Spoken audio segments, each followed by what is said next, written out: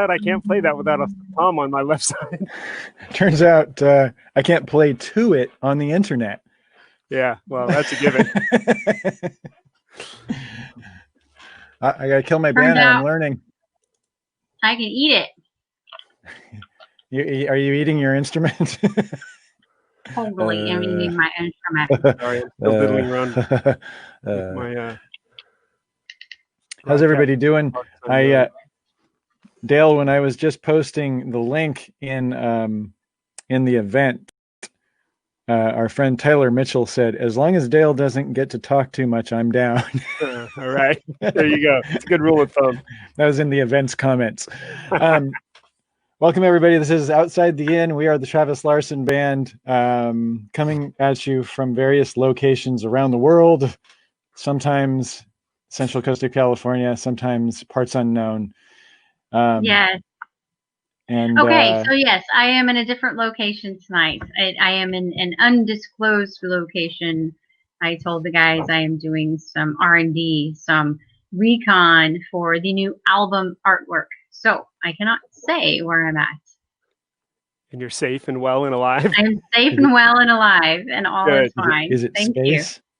you. I am, yes, I'm space. I'm eating lots of potatoes. And everything is just great. And nuts. Because it could be space. Nice. I have my travel nuts. If you were doing album artwork research in space, that would be cool. Yes. Anyway. I thought that was just like, you can't breathe well in space. Oh, right. I thought it was just your normal reaction to when we talk. trying to keep mellow. Stop. Keep calm. No, everything's cool. So yeah, how's everybody doing? See the star, you know, the big, I have this constellation behind me. It seems like seems like your connection is a little better now than when we started, so that's good. I mean, before the show, when we were sound checking. Glenn was the first one here tonight. Just so incredibly. Oh. I think that might be the first time Glenn's been the first one. Am I right, Glenn? I don't know. Glenn usually says he's late. Well, he's usually. I think of Glenn as always being around to say, and Dale brings them in. Yeah. And well, he always says when Dale brings them out, if Dale brings them out, which depends on the night, right? So I'm just looking through here and saying hi to everybody. Greg's here. Hey, Greg. Joseph, Anthony. The usual Glenn suspects. says nobody can hear you scream in space either. That's true. This is true. I can verify this now. Yeah. Acoustics are non-existent. Right. There is no bounce back. Right. All bad for music. Exploitive space. So I have a subject matter tonight I thought we'd talk about, and we'll get into in a little bit here. But when we started this webcast, we started talking about, I think we mostly talked about building the studio and the first album. And I thought when we don't have a guest or a subject, maybe something that we could do is talk about various albums in their entirety per episode. So being that we've talked a little bit about the first record in an early episode of Outside the Inn, and because Jen is in parts unknown, we're going to have a Jen substitute next week. And next week, we'll have to talk about the first album again because of that Jen substitute, because their only recollection of working with us is the first album. Yes, I'm talking about Kip. So, because the only person that could fill in for Jen would be the fourth member of TLB, right? So not that he could fill in, and Kip plays bass too, but not like Jen does, but Kip owns a bass. So next week we'll talk about the first record, but tonight I thought maybe we'll get into Suspension, which to me is kind of the lost record. And Stephanie it became a show about something. Well, it's not Seinfeld, you know. Yeah. It's a show about nothing. Yeah, don't get used to it being about something. But you know, we have at least 7 things that we could talk about until the end of the universe. If we add DVDs, we have 10 things. So okay. Yeah. What's the mug? Uh-oh. Getting choppy. What do you think, Dale? What did she say? Hello. What's the mug tonight? What's the mug tonight? You know, I'm getting lazy on this. It's the missile silo mug, and it's the probably beer mug. Probably beer, but when you say probably beer, you're talking about some sort of like lightweight beverage, right? Yeah, I'm talking about. I say that as if I'm the man, right? Yes, right. Who are you to judge? Gluten-free light beer, literally. I'm not even making that up. I should just show the bottle. Yeah. When you buy beer, you're not buying it for the gluten anyway, right? No, or the glory. Right. If you drink a whole bunch of gluten-free beer, do you feel the same as if you drink a whole bunch of regular beer? Well, most people feel the same.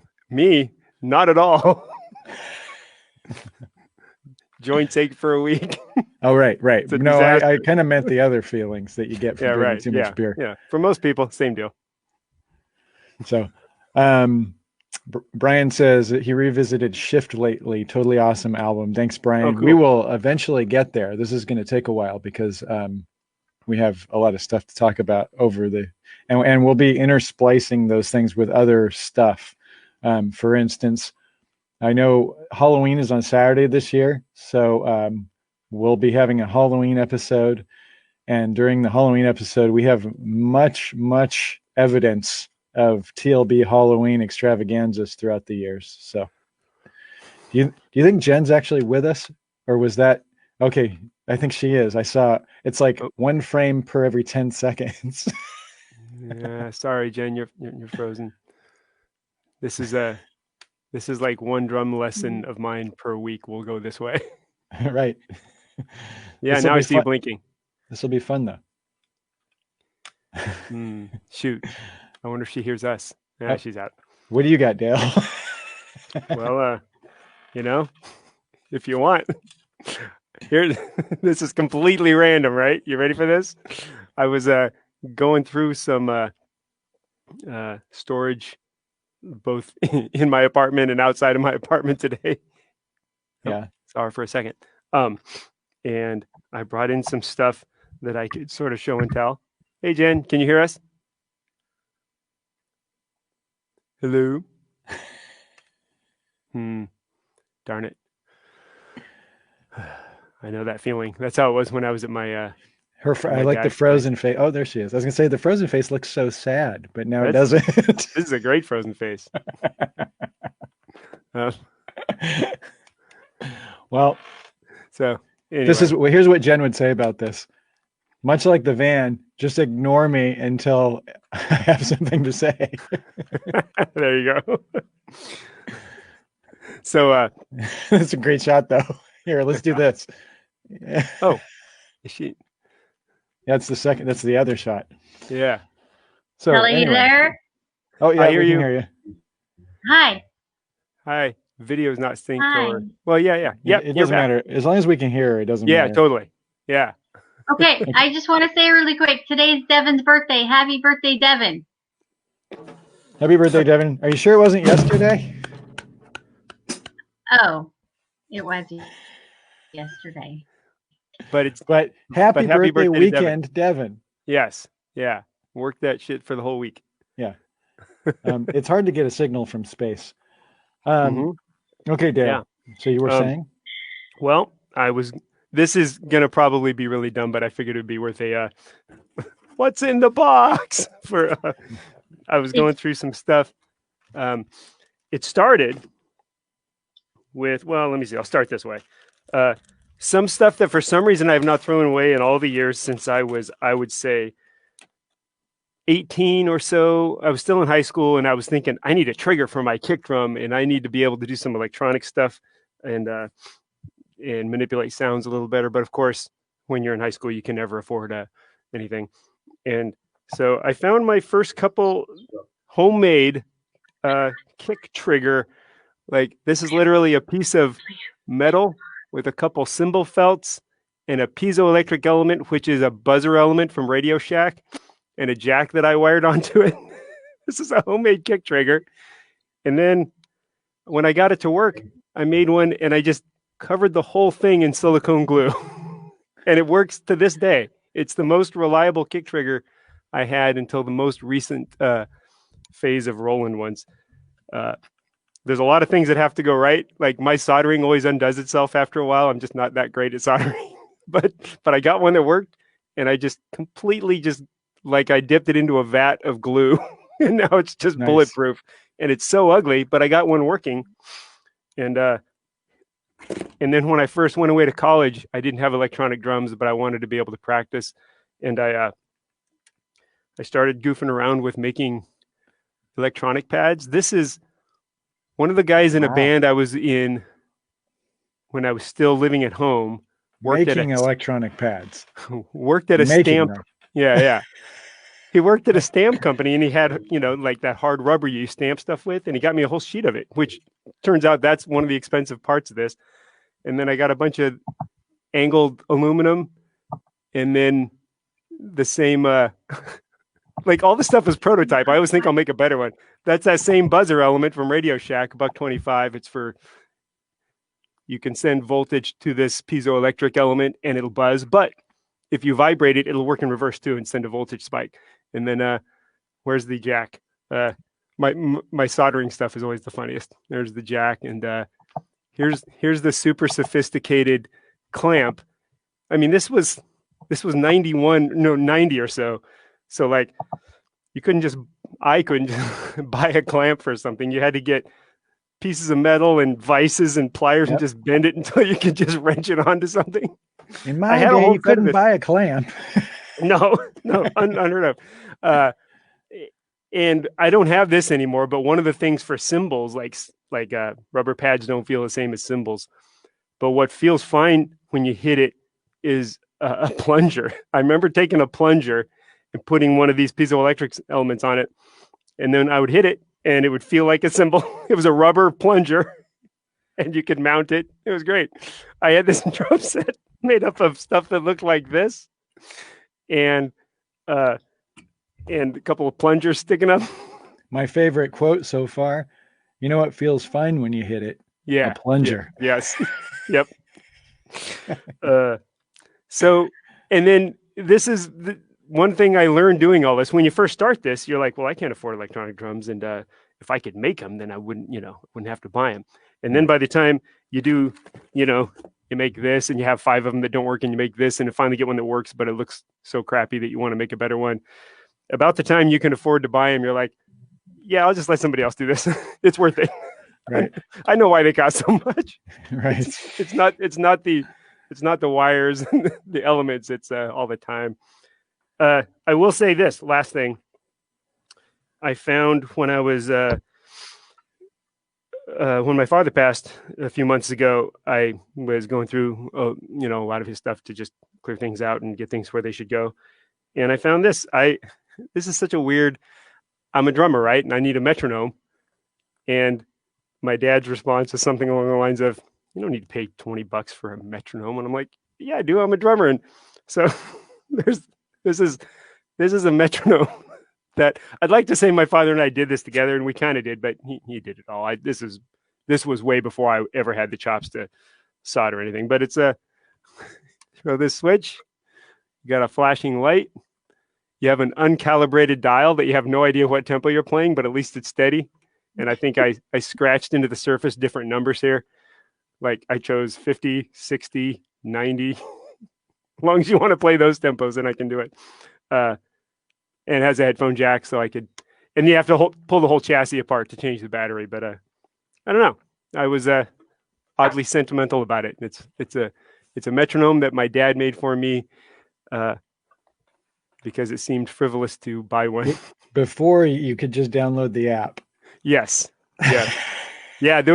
That's a funny conversation. There was a time when I still had a flip phone, but people were starting to have iPod touches, and I would tell students to get a metronome, and they would say, "I have an app on my iPod touch," but I didn't have one yet.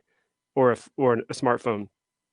And they would say they had an app, and I'm like, come on, this is serious. You got to get a real metronome. And then I gradually realized the apps are like 10 times better than than the $20 no functions piece of plastic that I was telling them to buy. So, it's funny. Stephanie says the Wile E. Coyote detonator, and that's exactly what I was thinking. Like I was totally like, there's something we could do with that just for fun. Like it does have a toggle switch. Isn't that? If you could just put it on stage, like just the light alone is so over the top for a piece of musical gear, right? Yeah, right. Like, like that's great. Yeah, normally you get a tiny LED. This is probably like an incandescent light bulb that you can take so long to flash. It's not even, doesn't even seem immediate. So you might have said this already, but how did he get how do you actually get it to do a tempo? There's a knob that there's basically. No, I get that, but internally, what is creating this tempo, this flashing, this voltage spike on the beat that you can speed up and slow down? I don't even know. It's sad to say that, like, my dad made me this thing. I couldn't recreate it if I tried. Jeff says the Acme metronome. Yes. There's about 2 inches of circuit board in there and a million wires and a piece of foam to hold the battery from rattling around. And like, it doesn't even have the, nowadays it's easy enough to just get a 9-volt battery, holder. Right. Sam says I should put that with my pedals and tell everyone that's how I get my sound. That's kind of exactly what I was thinking. Like it should go somewhere mysterious. Yeah. Like on either my pedal board or Jen's, or maybe in Jen's rack or something on a rig, just like the flashing red lights. Yeah. There's another potentiometer too on it. I think it used to make mechanical like sound in the room with this, but something that failed along the way. My sister-in-law says capacitor, which is something I'm sure my brother said, but is it a flux capacitor? Right, which Jen show and tell a while back. Right. Am I still here? Yeah, you're actually looking pretty good now. If you have anything you want to say while it's working. That's my what's in the box. What's in the box? Okay, so today I started thinking we'd talk about suspension, and then I went up in the attic and started digging through the boxes of photo albums and stuff. Everyone's going to get excited now, but here's the thing about suspension, and this is why I said it's like the lost TLB record. It's like nothing about that record. There's nothing. So here's the thing. There's a lot of stuff leading up to it, and so my theory is, I think we spent 2 years building the studio, making the first record, documenting everything about that, which we've shown, and we'll show some more next week, and you can see that stuff on YouTube. It's like all the black and white footage of us building the studio and everything. But I think we got so tired of documenting, because we even documented the projects that we did to finance suspension, which was, and I mentioned this before. I was talking to a friend of mine earlier. Said I shouldn't mention this, but I'm going to mention it, not by any detail. But we did the soundtrack for a workout tape to help finance suspension. That was project 1, and project 2 was a pop record for a friend of ours. And those kind of the only 2 things that we've ever done outside of TLB as a band, right? That I can remember. Like the one and only things when it was, we'd kind of exhausted our resources on getting the studio all together and our first album and all that stuff. And we weren't touring really yet. We were just playing gigs. And so suspension, and actually Jen went and got a day job when we made suspension. So that's probably another reason that not much is documented, right? Like, because Jen was probably not documenting it. Correct. Actually, I'm not sure how well I'm coming through, but the album art was also because of I was working for a video production company, and the artists there worked on the album art for suspension. And so, yes, I was definitely out of MIA, much like tonight. for most of suspension and all of the documentation and such. So I was just gonna bring, I'll talk about some stuff. I wrote down some specifics about things with suspension, and it's very much like the first record in that we don't do a lot of it, and it's a very developmental record. It's us very much finding ourselves still trying to figure out how to do this. So I'm not going to say we're not proud of that record, but it's an early record, and you don't play a lot of those songs because you feel like they're, a lot of them, just quite frankly, in my opinion, not to take anything away from people that love that record, but it's, it's from, I'll just say it's from a certain time. And I don't necessarily, unless it's for a specific reason, like going back to some of that stuff, because it doesn't represent where we're at now. Like off the first record, we still play ADD. And I feel like that's a song that is kind of so batshit crazy and open for, improvisational things, and it can be kind of performed different ways to where it's kind of still relevant with what we do now. But a lot of this stuff isn't necessarily relevant to at least where our head is these days, So, so suspension is kind of like that, but I will say this. So it's almost made exactly the same way the first record was, in that we had a studio with a Mackie board, right? Is that what it was? Yes. We can, yes. Yeah. So we just had like a Mackie mixing console, like a live mixing board, before we got the studio set up, and I'm talking about Avalon with Kip. We were still using the ADAT XT20s. Yeah. Which is, for people that don't know, we had 3 of these tape machines that basically took VHS tapes, and they were 8 tracks each. Is that right? Mm-hmm. I think. And they had to sync up. So like whenever you had to fix something, if you wanted to do a punch in or anything like that, if you went to rewind the tape, all the other tapes would like have to rewind with it and lock up. And a lot of times they wouldn't. And if you guys, our audience, we're all old enough to remember VCRs. It was like rewinding 3 VCRs that were synced up together. So if you had to do a punch in on a little part that maybe you made a mistake, all 3 machines would have to, the 2 secondary machines in the chain would follow the first machine, and you'd hear it rewind. It'd be like, right. And it would get back to the number that you're going to try and punch. And all the other machines would be like, zip, zip, zip, zip, zip, zip, zip. And then they would kind of sync, and then you'd push record, and then you'd like record the part that you were going to punch in, So, right, I mean, It was really like a pain in the ass, time consuming, and not very reliable, much like the internet connection tonight. It was, imagine making an album with what we're dealing with tonight, right? So my point with that is that it was much more, it was just like the first record, where it's kind of a live album in the studio, where we all went in and we played as a band to get the drum tracks. And then we went in and we would like redo our tracks individually, but you kind of had to get through them all like a real musician. It wasn't like you could just piece together stuff and get super, super intricate. And that's one of the reasons our record's starting to get more complicated and more well produced, is because when we moved to digital technology, you could do things like that and create things that you couldn't necessarily do. And then you could go learn them later. And I actually think that's a great thing, because it pushes you. But suspension was like the first record in the way that we pretty much went in and played it and then did overdubs. And right. But the one thing that we were able to do that we didn't do on the first record, the first big jump with us actually stepping it forward with technology in the studio, was we got a MIDI mixing board. It was like a little tiny mixing board that was a MIDI controller that worked with the tape machines, so that we could automate our mix. Right. Like, you guys remember this? So yes.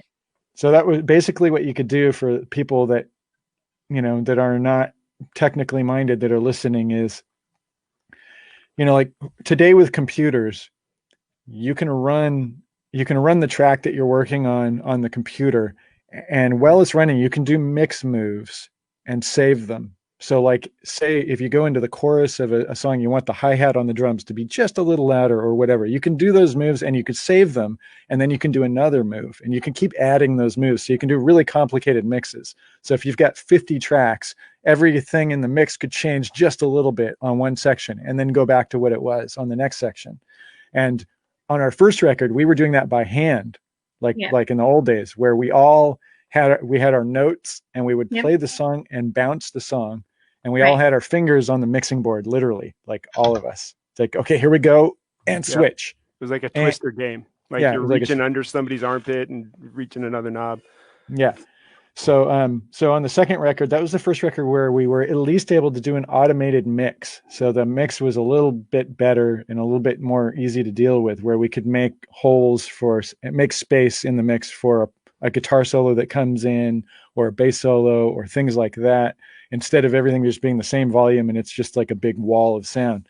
So that was like a huge thing for us. And then the other thing that happened was Kip essentially ran out of patience, and he completely, God bless him. He actually, completely deserves to. It's not a slight on Kip. Kip should not have to put up with us in the studio.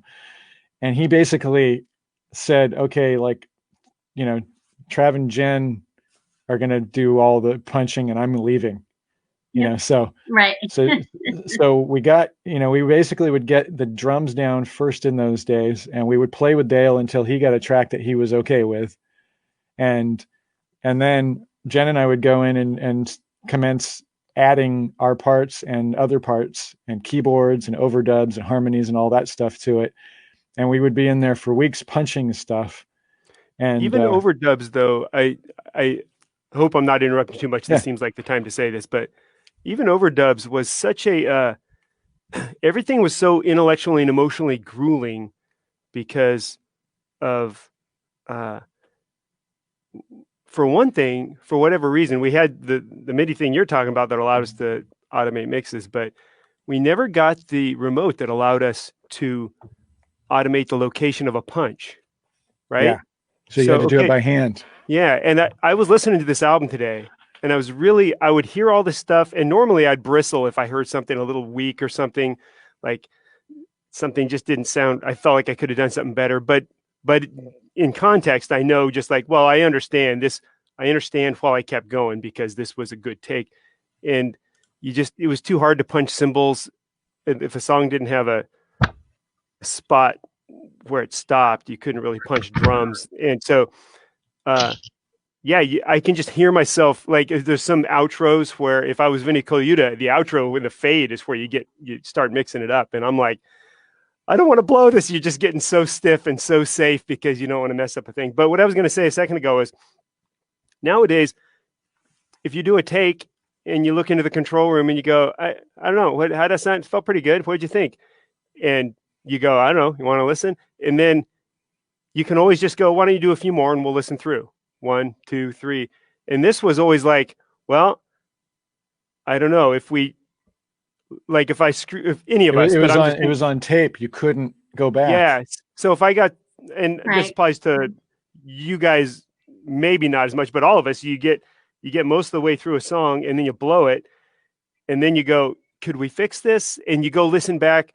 And then if you think you can, you have to you have to game plan this thing. And then like, you have to get sucked into this conversation. No, listen, if you hit record right there and I play from here, then we can, and you still don't know if it's going to work. So you have to have this 10-minute conversation, try it. And then I come back in the control room all sweaty and go, did it work? And then you might go, well, it didn't, but I think it should have. I think I'm not sure. Let's try it again. Maybe it could work, and you spend an hour, like so much. You're always just trying to decide whether you should try to fix something or just do the whole song again.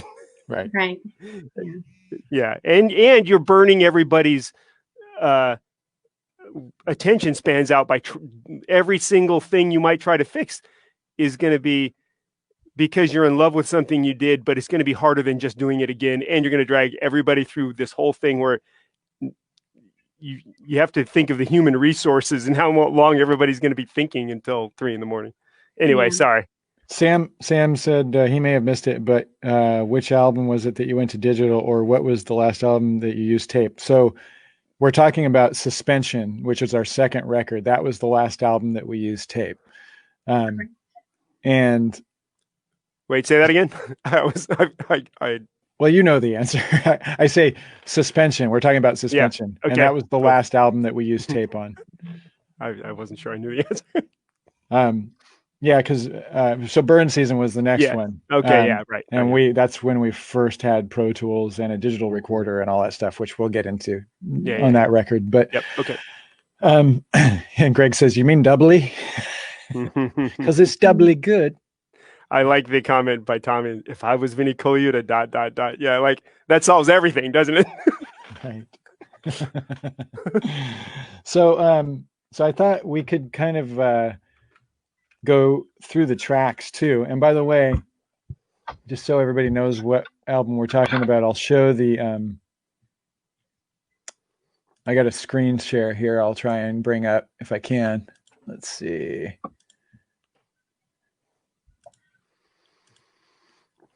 So this is the merch page on TLB, but this is, so we're talking about Suspension, which is the blue album with the guitar on it. And so the song that we opened up tonight with the horrible delay that we always do, but I'll play just a minute of it here, is 934. And I thought we could talk about each track if we have any memories of it. But let me just play a second of this.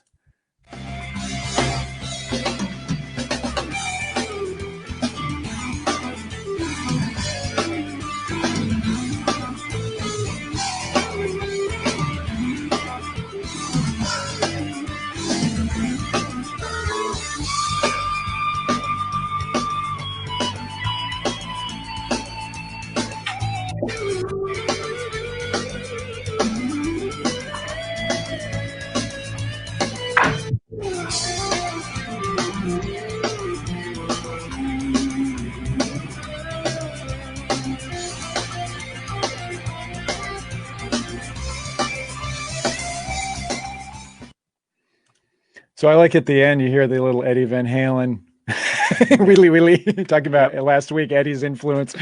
Yes.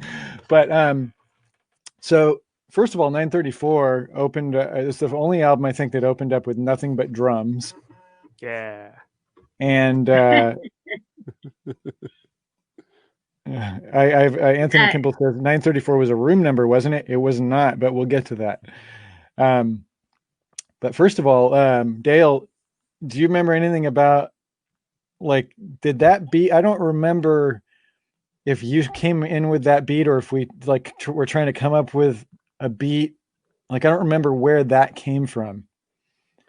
I honestly don't know either. If I was goofing around with that, or if I was matching a groove that you did. I think it might be that I came up with that beat, and the only reason I say that is because it's so dependent on a left-hand tom. I used to set up like Dave Weckl, where I had a tom on my left side, and my reasoning for it was that I had rotator cuff problems, and lateral movement to my right was a little sketchy, and sometimes it was easier just to hit here. But it seems likely that maybe I was trying to come up with something interesting that incorporated that.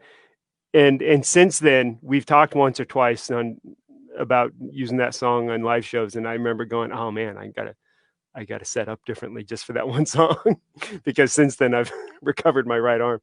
I don't know the answer to that. If that was me writing something to what you guys did, or you doing a riff. I'm guessing that you were messing with that beat, and then all the kind of complex stuff is, like, I know those lines or something that I would totally come up with in the more complexity stuff. Mm-hmm. But that beat must have been something that we were just messing around with in the studio. Yeah. So Jen, to answer his question, Anthony's question, do you remember where the title came from? Yes. It was a Taco Bell food receipt from one of our, in the studio working on the record. We would go out for, food runs, and Taco Bell, $9.34. Very deep Yeah. band. Very, Yeah. very thoughtful titles. Yeah, we were working on that song, and I saw the receipt. And I was like, 9:34. That sounds neat. I So can. like 2 supreme burritos and a couple of tacos, something. Right. So We were having very a conversation like we were probably talking about trying to name songs. I'm like, well, you can call them anything. We Yep. don't have choruses or words. You could call it What about 934. 9:34? I think you might have said that. It might have been you saying we could call it 934. Be anything. We're like, that doesn't sound bad. No, doesn't sound bad. And still to this day, even like my brother recently, the clock, he's like, oh, it's 9:34. It's turned into a thing, sort of. Yeah, it's funny I how have now in my life, all of the dead clocks in my world I have set to 9:34, that kind of nice. thing. Yeah. Do you guys have any like one main live experience with that song that really pops out at you? Like for some reason in a lot of suspension songs, I have specific gigs in mind just based on we didn't do a lot of gigs back then. We weren't touring North America. So Correct me if I'm wrong if this doesn't check out, but I'm almost sure like one of our first really intimidating things we did as kids was play at Musicians Institute as a showcased band for their student body. And their student bodies used to seeing Tony McAlpine in every shredder in the world. And like, we're like showing up as somebody who should be playing, to them on their Friday or whatever it was. And I think we played this. And I really remember this as one of the things that I feel like we've done as a band that a lot of bands can't really communicate through is taking songs you've played for a long time and deciding you're going to do things to a click on a record when you haven't been doing it live that way. Mm-hmm. And I remember seeing the video of this at Musicians Institute, and I would rush the hell out of the chorus and then bring it like it was consistent, but I would play the verse one speed and then we'd all rush the chorus. It's my fault, but you guys had no choice. To be clear to people listening, we played this song for a couple of years before we recorded the album. Yeah. So as a band, when we did the first album, we have all this material we've done, and then we had to get in a room and go, there's all the stuff we're used to playing a certain way, but let's get used to playing it to a click track, because that'll end up being a better listening thing, even if it's not as exciting live as a live thing. But it's really hard for a band to do that because everybody, I want to rush when I want to rush, and that's why I did it. And then you guys have been brainwashed by me to rush certain parts, and then it just makes the songs feel just terrible for like a month. Like songs you played and felt happy about for a year of your life now feel like crap. And you have to trust the process. And the reason I'm proud of us for that is because I've seen other bands almost fall apart over that. They come flying into the studio and the drummer goes, I'm going to use a metronome, and everybody's caught off guard. And I've seen things come almost to blows. I've seen people walking out of rooms so they wouldn't punch. And my advice to people is always realize how bad that's going to feel. But to get to the point, that the first album, we went through that process, and this one hung around for a long time.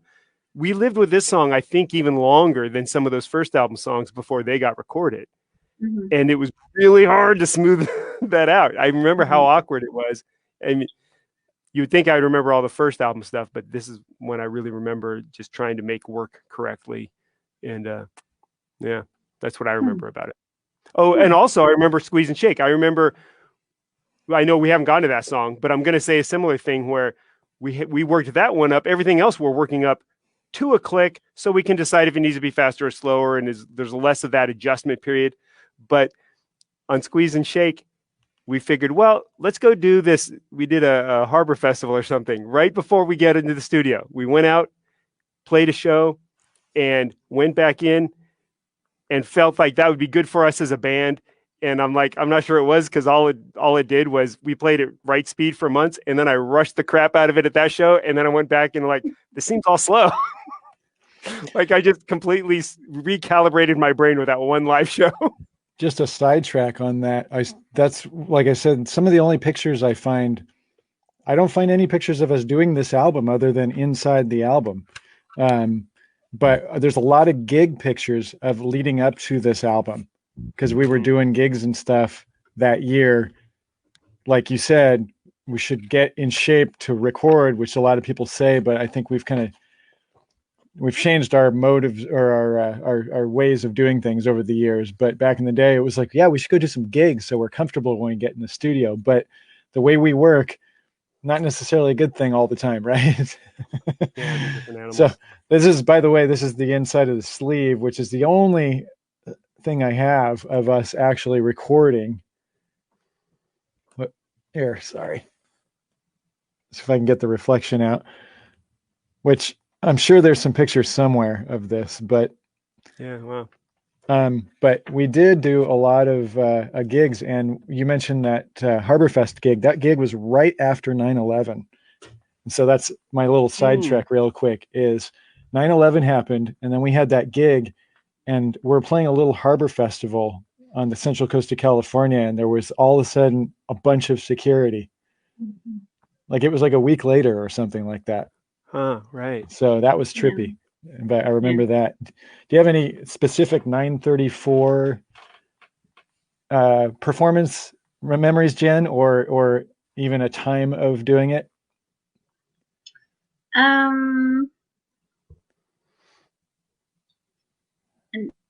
No, I always remember enjoying playing that song. I liked playing it. Yeah. We should bring it back. No.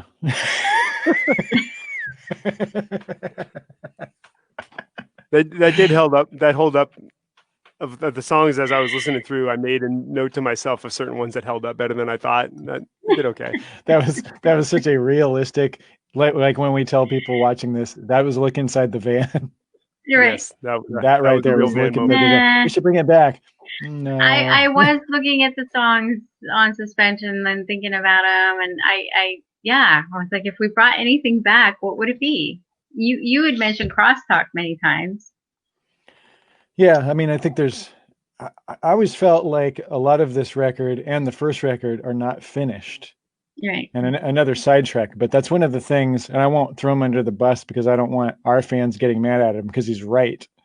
But one of our heroes who really wanted to produce our records back in those days said those records sound a little bit like rhythm tracks, like they're not quite done yet. There's stuff missing from them. And looking back, I agree with him. I mean, I get, certainly it's part of our development, but they're not, those songs need more. You know what I mean? I don't know if Jen's still with us, but I'm going to tell my 934 story until she comes back. So my 934 memory is we're opening for Ted Nugent. Oh, there she is. Hi. Hey. I was going to say, Jen, my 934 story is we're opening for Ted Nugent. The DJ guy for the radio station promoting the show gets up on stage and introduces us, and all our amps are off, and we haven't, like, nothing's been fired up, and I've got tube amps and stuff on the stage. So I remember there's video of this I'll have to dig up. We were talking about this when Gino was on, because there's a video of me sprinting as hard as I can sprint. Like, it's a huge stage. It's a 15,000 seat arena stage. And you see me, like, I hear my name and I just run up the stairs and run, like, you see me sprinting across that stage as fast as I can, because I know I have to power up 2 heads and take them off of standby, and they have to start working in time for the song to start. Right. And the guys already said Travis Larson Band, so everybody's already, yay, right? Yeah. And so I have a video of, I think Dale was like me, like he was just instantly like out there, and you were the closest to the stairs. So you see me sprinting. I don't ever see Dale, and Jen's walking up, and Gino hands her her bass. And that is my biggest memory of 934, because we opened with 934 because that was the suspension, around suspension time, Yep. Right. 2001. Right. So that's like one of my biggest memories. The other thing I remember is because we played a lot of really crappy gigs on that tour. It wasn't even a tour. It was just us trying to play gigs around the West Coast before we were touring. And I remember just I have so many mini discs, which don't seem to work anymore because mini discs aren't permanent apparently. But I have recordings of us playing that in everything from Borders Books and Music as a full band to playing at the Roxy, playing at 14 Below in Santa Monica, and all over LA at like just all the LA crap holes, you know. No offense, LA, but there's a lot of crap holes. And if you don't want me to, you know, don't want me to come play your crap hole in LA, sorry, I should shut up now, right? Anyway, so that's my biggest memory is not being ready at the Ted Nugent show, and that's the opening tune. And I know Dale's going to start it before my stuff is warmed up, and I remember my stuff just barely working by the time it was time to go. That would have been awkward if you weren't coming in and we all had to decide what now. Yeah, do you keep going? Right. In front of our biggest audience ever. Right. Yeah. So let's check the next track before we run out of time. Yeah, right. So this is, oh, sorry. Can you guys see this? No, I just. No. Okay, hang on. All right, here we go. So Full Suspension, which is kind of the title track.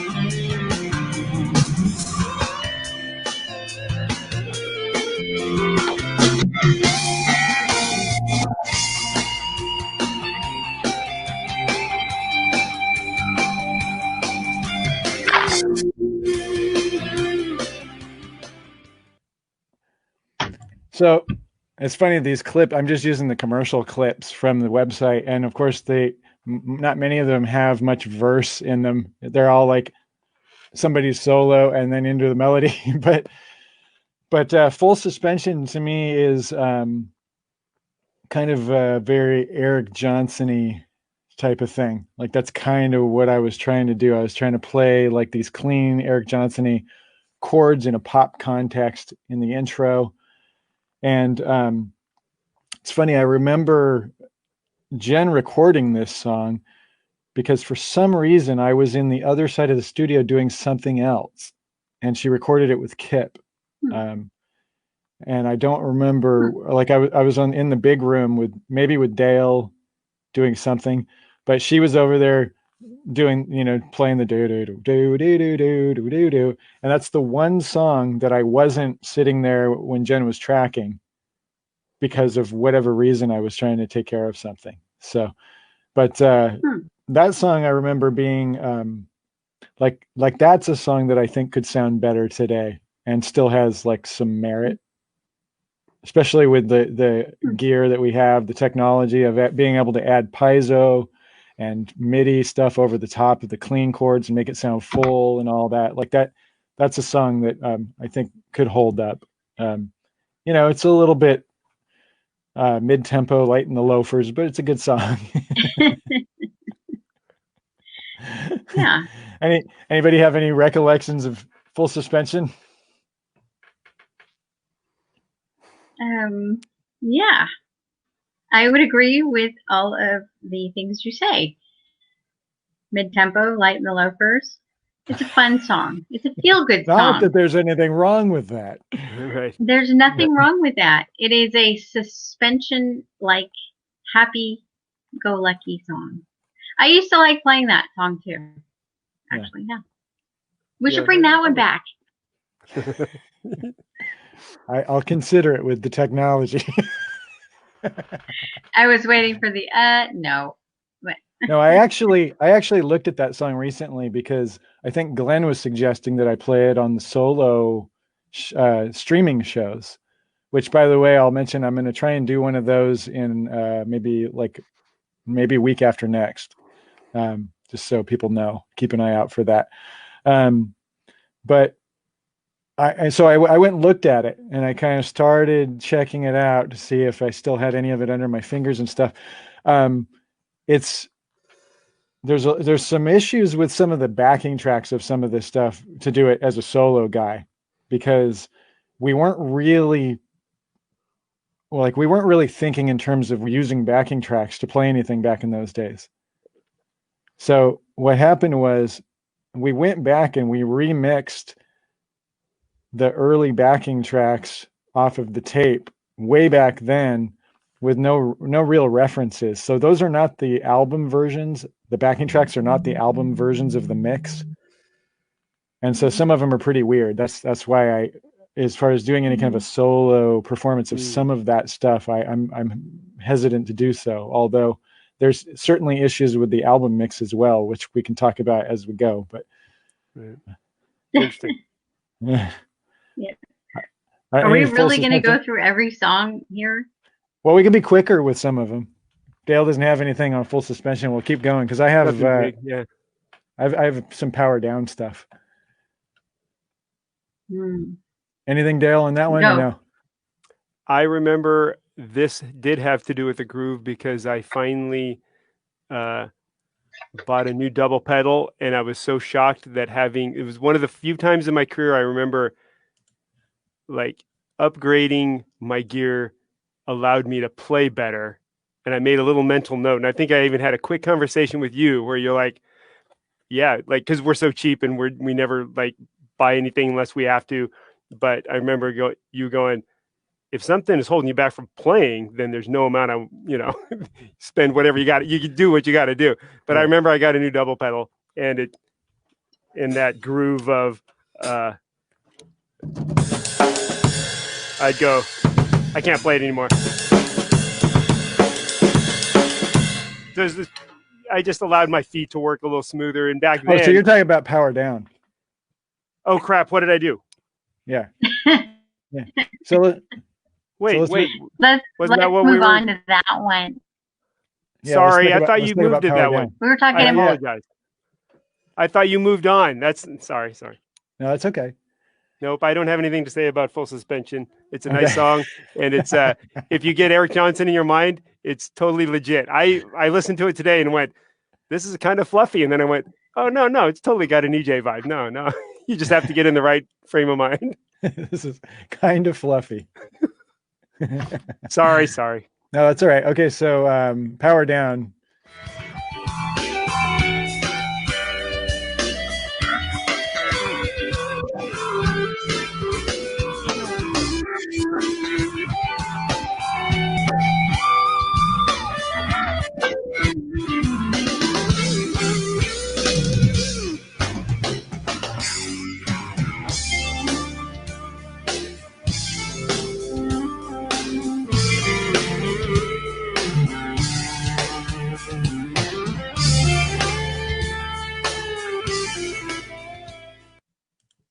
Also fluffy, right?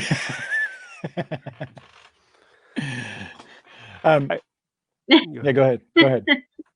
The rest of what I was just talking about coming up with a groove that I think, in my mind, it started there for me. You heard me playing that thing.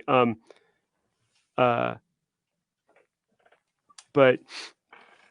I think I thought it would be, I wanted to make it this really funky thing. And then I remember hearing what I played, and I remember being kind of lost between it should sound funky or that didn't sound as funky as I meant it to sound, but it sounds good as something different than what I meant. You know what I mean? Like that difference between what you meant to do and what you did do, even if what you did is fine.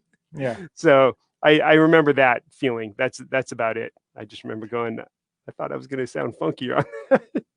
But what it came out as was also sort of a rock funk type thing.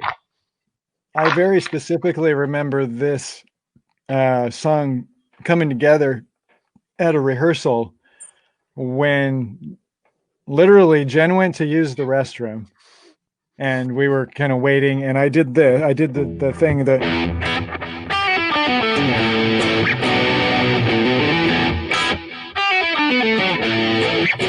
like I did that, and then you started playing to it, and we did that for a couple of minutes, and then when she came back, we basically put the whole rest of the song together that night, I believe. Oh, cool. Like, I mean, the the raw bits, at least as far as it having a couple of parts and an arrangement of like kind of what we were going to do and all that stuff. And that's one of the early songs of Jen slapping too. Yep. How about you, I Jen? think. True. Yep. So- Yeah. Yes, that was one of the early slap versions, songs. I remember specifically the title because we were being schooled on the power down sequence in the studio from Kip. Remember? First, you have Yep. to power this down and power that down, and it was like, did you power down? You know, it was the power. That was where the title came from. That one, power down. Oh wow, I did not remember that, but now I do. Interesting. Yeah, I used to write it down because Kip was so specific about the sequence. So it was the power down sequence. Yep. Right. Am I coming through? I have no You're idea. coming through just barely enough to Just follow barely what enough. you're You're coming through in pieces. Yep. Nope. Now you're gone. Oh wait. Oh, Say there you something. are. Cool. Yeah. We Hello. got you back. Yep. Cool. It's working. All right. Next song. Sure. Let's see. The next song. Anything Go that ahead. struck me in a negative way, I'm intentionally not talking about Please. because it's not fair to take away what other people's perceptions are, you know, like, so if I have anything like, oh, I wanted this or that, or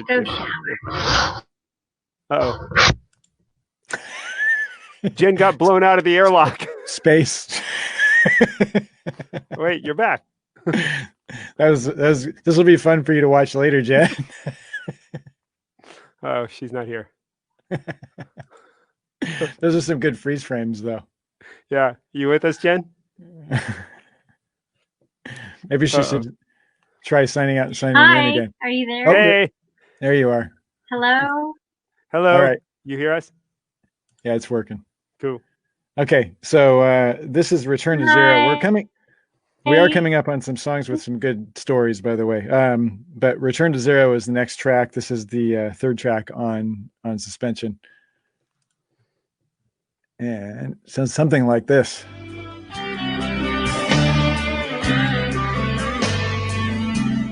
You mean fourth track?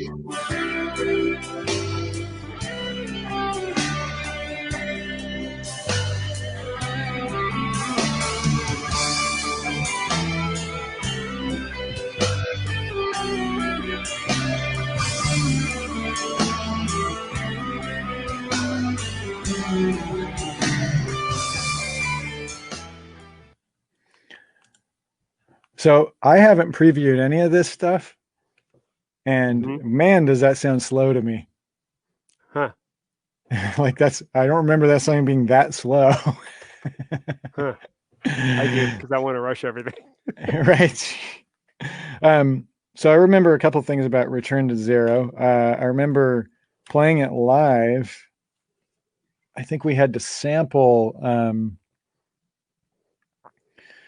Didn't we have to sample? There's like an arpeggio in the intro or something, and we had to sample something around that, or we had to sample the arpeggio. I think we had to sample the arpeggio, right? So that I could play either big power chords with the bass or something like that.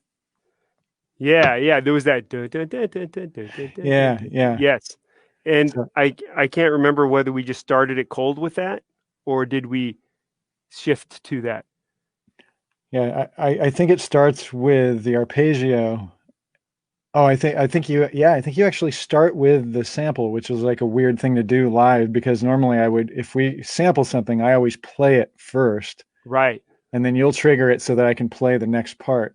And in that one, I think it didn't sound powerful enough without the big power chord doubling the bass. Yep. So we ended up sampling the arpeggio, which was like a clean guitar part. Yep. And then that just started on its own, which was a little like borderline cheesy to us, I think, but it was the only way to really get the song across where it sounded right.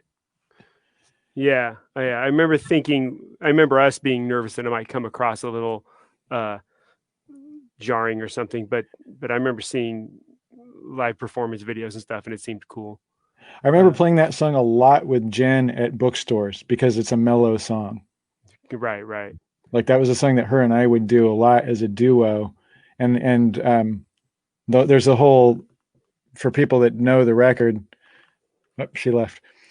There's like the kind of cascading loops at the end where I start looping all those arpeggios with all the harmonies and everything. And I remember that being a thing.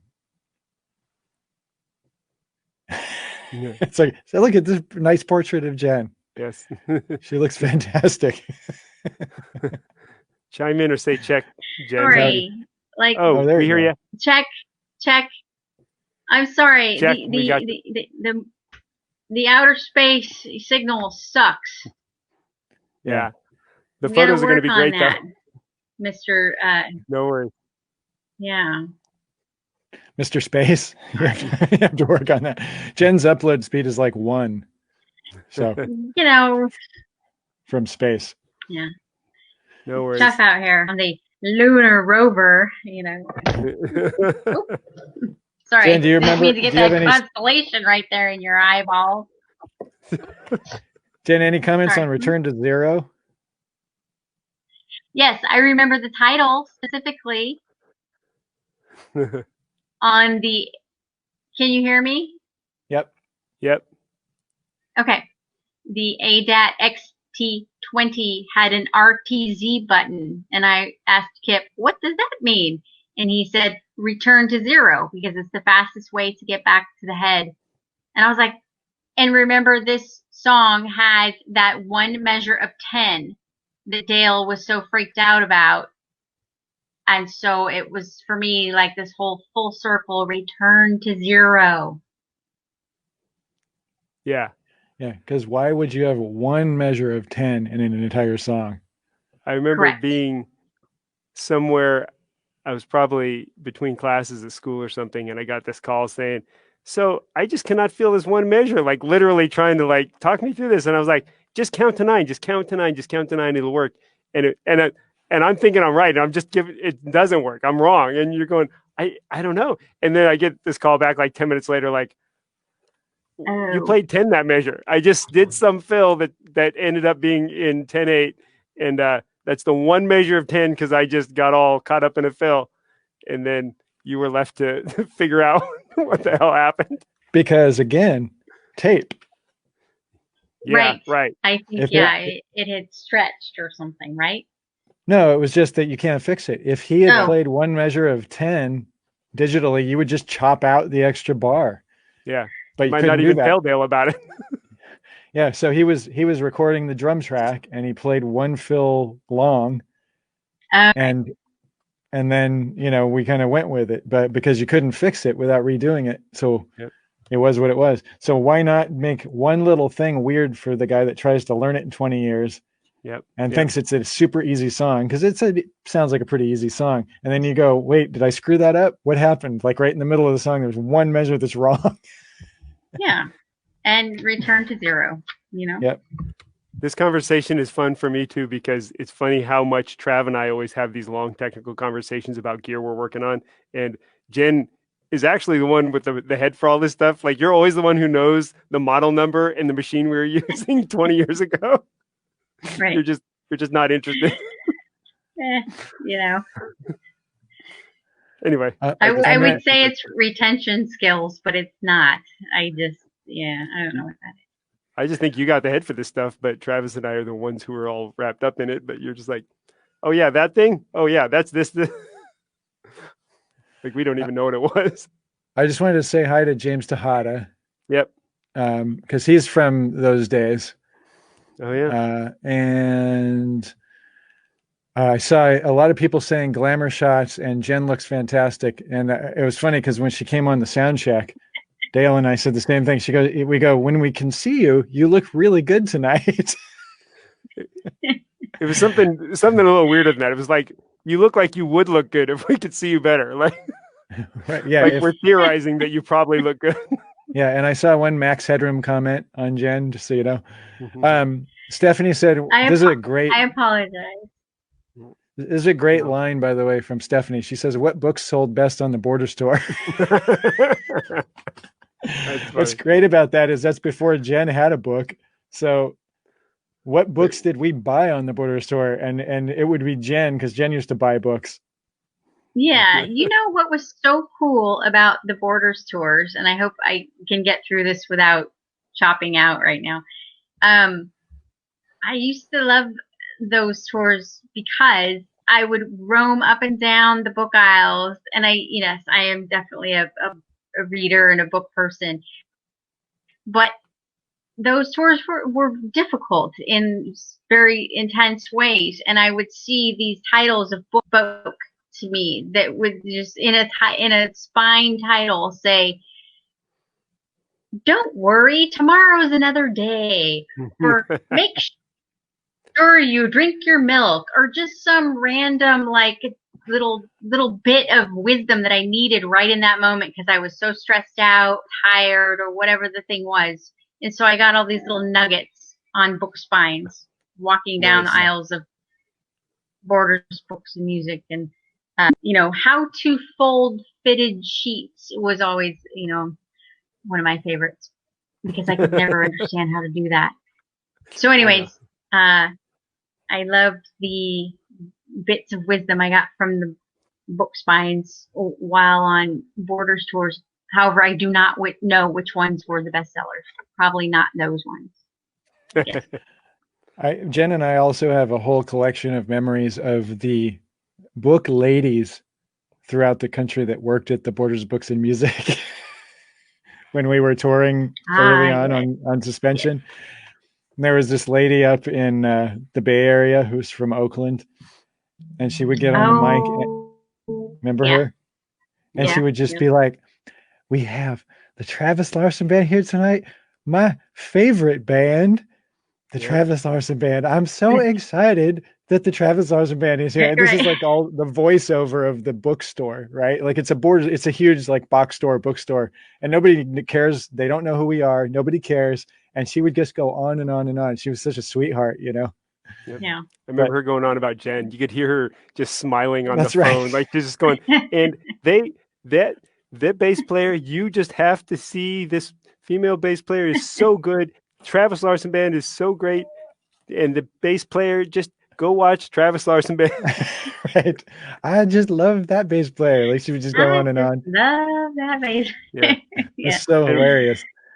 And we're over there, like, setting up, like uncoiling cables and getting ready, Yep. Like nobody cares, That was the whole thing you learned in those days, was how to make people care and try and learn what works and what doesn't work for somebody that absolutely doesn't give a crap about your band and doesn't know there's even going to be music. Right. And, and so, I mean, I still have so much from those days. Even when I said, in the last couple of years, I started playing those little local fun solo gigs where sometimes Jen will come play with me, or sometimes I'll play by myself, and I'll get friends to come jam. But I'm playing in an environment it's not a friendly environment. I mean, it's not unfriendly, but it's not a TLB environment.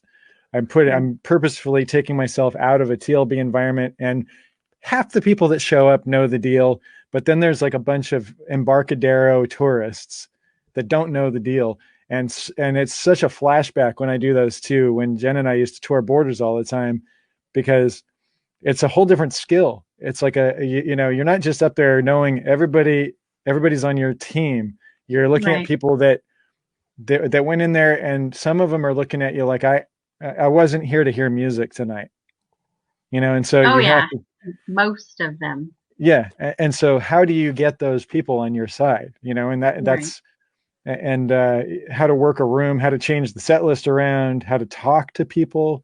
I totally learned how to talk to people back then, Something that really struck me about those shows is, like Jen was saying, it's challenging. You're driving all over the state, and you're doing these you're doing small types of things like these. And normally on a tour, you put out energy all day long, you just bust ass. And then when you get on stage, the energy at least equals out. You give everything you got, but you get it back from the crowd. And these, you give everything you got all day, and then you get on the stage and you just keep giving. The best you're going to get is somebody, if somebody looks up from their book and sets it down, that's like you're destroying, right? But you are putting out all the energy. Like from 18 hours that day, there's not that hour and a half on stage where you get some of the energy back and then you're hyper for loadout. You just learn to pace yourself where you give out all the energy all day. Yeah. Well, and the thing that Jen and I started to learn, and this is when I really started to figure stuff out for my own performing, was like, what would happen is if nobody's paying attention, you would be paying attention to them. And that wouldn't work. But if we started just paying attention to ourselves and being in our little bubble and really starting to feel it and play the best we could play, we would look up after half an hour and all of a sudden the whole room was quiet and everybody was watching. Right. And that was what I learned, was like, you need to perform, you need to feel the music and actually get into it in order for it to translate. Otherwise, I don't even feel like we were playing worse or better, but there's some tangible wavelength difference of some energy that, you know, we could be playing 100% of the notes right and still like looking around the room kind of concerned with like nobody cares. Or we could just look at each other and just get into it and say, let's just rock out and do a little show in our bubble. And then you'd look up and all of a sudden the whole place would be like applauding. And you go, whoa, what the hell happened? You know, like, and so that's where I learned that's when you play, you need to get inside the music, I guess is the best way to put it, as opposed to, that doesn't mean we don't interact with our audiences and stuff. Obviously we do, but when you're playing, you're like hearing the songs and trying to put yourself in that space versus the space out here. Well, I think it proved that the energy that you create while creating is a real thing. And yeah. Okay. This song, there's a big story around this. This may be one of the last stories. Yeah, it's getting late. But let's just take a look at this really quick. This was our first guest appearance and only on our second record. And there's a big story behind all this. And most of this involves Jen, and a little teeny part of it involves me, but most of it's about Jen. Here, hang on. This is a song I saw someone mention earlier. I saw someone mention earlier, we still play this one, but Georgia on My Mind.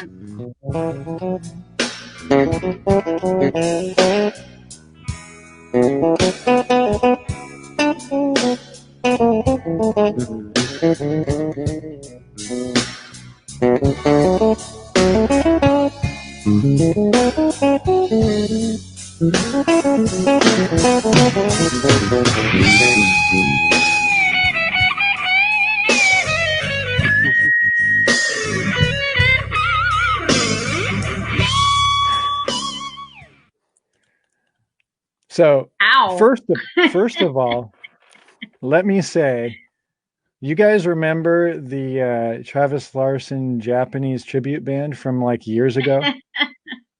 Sure. Yes. Did you get your texts today? No. You didn't? No. Okay, so I found them again today, and they are still doing it. Awesome. And they're playing new songs. And they're playing Georgia, which they didn't used to play back in the day. Like they have a Georgia now. But I'm not going to tell anybody where to find these guys, because bless their hearts, if they have enough passion for what we're doing to try and figure it out, great. I didn't get any text from you about that today. Nope, nobody's getting any of my texts. I've been trying to text people for 2 days. I was trying to text Brandy yesterday for her birthday. I tried to text you guys. I don't know what's going on. We're going to have to figure this out, because it's the space. We can't have that. Yeah. You know what? It's Mercury retrograde. It started on October 14th. There you go. I'm just saying. Yeah. Okay, so So here's the thing. Jennifer was working at Oddworld Inhabitants, which was a video game company that made video games for PlayStation and Nintendo back in the day. She was working as a receptionist mostly, and then got into like working on the website and stuff. But when business calls had to happen for us, all of a sudden she had this job. But what did you do, Jen? Like, you went and you called Victor Wooten. No. Right? Here's how it really happened. Okay. I had been doing some writing for Base Frontiers magazine, some goals, and the first thing that happened was Bella Fleck and the Flecktones were coming to town, and I was like, "Hey, I am a press writer. I'm going to go interview Victor Wooten when they're in town." Do you remember that? Yep. I had no press credentials whatsoever. I was just like, I've written some articles for Base Frontiers magazine, and I'm going to go interview Victor Wooten. And I did. I went in there and I'm like, I'm going to write an article for Base Frontiers magazine on you. So I interviewed Victor. I had a little tape recorder, actual tape recorder, and I recorded it, transmitted my interview to Base Frontiers magazine. So that was my introduction to Victor. And then, yes, when the album discussions came about, I called Victor and asked him if he would play on the record, and he sort of remembered that I had done this interview with him for Base Frontiers magazine. And then, yes, I was working my day job at the video production company, and basically, I forget the details, but Victor called, right, Travis? You were working. You can refresh my memory. Yeah, I can't totally remember that story because I was so like, oh my God, so. You were working the front desk at Oddworld, I think, and he called you there. Right. And it was like, you're working, so you can't just like put everything on hold and I'm going to go talk to Victor Wooten. Now, everybody keep in mind, we're 20 something years old and it's Victor effing Wooten. And you know what I mean? And Jen's working at her day job. And, there's so much that goes into that as far as like, you're like, I don't want to put this guy off. I mean, nowadays you would be like, hey, let me call you back in a little bit. I'm sorry, blah, blah, blah. Yeah, but when you're in your 20s and you've asked Victor Wooten to call you back and then he calls you at your day job. And then he calls you back and you're like, oh, no. You're right. So I think he had 2 numbers or something like that. But then, so I think I can't remember if you talked to him or if it was like the same day or the next day, but eventually I talked to him too, because he called the home office. Yeah. But he was calling to talk to you because you're the one that was setting it up. And then he called me and I said, well, I'm Travis. I can talk to you, but so I don't remember exactly how much you talked to him about and if you had to put him off because you were at work or what the deal was with that. But I remember it being super stressful. Like you calling me or me calling you and just going, oh my God, he called, blah, blah, blah, blah, blah. Right. Right. Yeah. So, oh my God, Victor Wooten called. You need to call him back. Cause I don't remember. And so we had been doing Georgia for a while. And like, as we have there's a version from Cable Access from back then where before there was even a bass solo in it, when it was just an early version. And essentially the idea of doing that song in the first place was I was trying to do something like Jeff Beck would do. Jeff Beck always does incredible covers where he takes a song that's not a guitar song and turns it into something different. And I was like, I've never heard Jeff Beck do Georgia on My Mind. That would be a great song to do. Right. And I'd never heard anybody do it instrumentally at that point. Now, oddly enough, I've heard a lot of people do it. So that's kind of cool. Right. But at that point, I don't think anybody had done like a guitar version. So I wanted to do a Jeff Beck thing. And then you were like, Victor Wooten should play on this. He's the perfect player. It's like organic. And there, he could put like a great bass solo. We should have him do the piano intro, but on bass and like do all that stuff. So you basically facilitated that whole thing and got him on the record. And then it was all still tape. We literally had to we FedExed him tapes. Yep. And then we gave him like a FedEx number, I think, and he FedExed them back to us. Oh, yeah. Like we sent him videotapes essentially. and he recorded it. Like he had to get a studio. Well, that yeah, had ADAT tapes. And I remember he called though and played it for you live, right? That's right. And he did it on a cell phone in 2001. Right. So Right. the thing about cell phones in 2001 is, and I think they're a little better now usually, but they used to purposefully gate out anything digital. So if you played music over the phone or anything like that, it wouldn't play. Like you could only hear an organic voice. But if you were listening to like a CD or something, it wouldn't work, right? So Right. so he's playing it for me, and it's kind of like you tonight. It's like bit, burp, bop, bit, bop, bit. And then I would hear a line where it was like and I would like, you know, I'd just be like, oh man, that sounds amazing. But that's all I heard was like this little bit, right? Right. And he played it for me twice. He goes, I want you to hear this because I want to make sure I didn't go too long, and I want to make sure that you like what I did. And I'm just like, it's gonna be fine. It's gonna be fine, man. You're Victor Wooten. It's gonna be fine. Like it's gonna be great. Yeah. And the interesting thing is the exact amount of time that he solos on that in the intro of the record. There's no sliding around or correcting it. He literally, we gave him exactly a certain amount of time. I don't remember if it was 60 seconds maybe or what it was. I think so. And he played that intro within that 60 seconds and started the song on the one. And we never flew anything in or cut and pasted or anything like you would today, where you just say, just play the solo and then we'll just stick it there where it goes. Right. You know, because this is an unaccompanied intro solo. So it's not like, doesn't have to lock up to anything, but it has to kind of crescendo into the band starting. Right. And it totally does. And he goes, I think I got it pretty close. And then when he talked to me later, he goes, so did you guys correct that or anything? Did you have to move it? And I go, no. He goes, yeah, I thought so. Nice. He goes, yeah, I thought I got it pretty close. But he organically, literally laid that down on tape, and it ended exactly where the band starts without like any digital editing or anything. Amazing. So anyway, so that was a big deal back then. Yeah, I remember I was high for days after that whole thing. So that was really cool. Yeah. And then the Flecktones came to town. And this was the second time that they'd come to town at the same venue. And at that time we got, you know, passes and stuff because Victor had played on the record, and, you know, we're starting to get to know him. And we took a stack of extra CD covers and we said, you know, could we get you to sign just some of these, you know, whatever you have time for. I know you're busy. He signed every single one of them. Yep. Like just like this CD cover right here. He just like a stack of them, and he just stood there and just kept signing them and kept signing them. And he's talking to us and having a conversation during the afternoon. And I was like, dude, you don't need to sign all those. He goes, what else am I doing? Like I might as well, you know?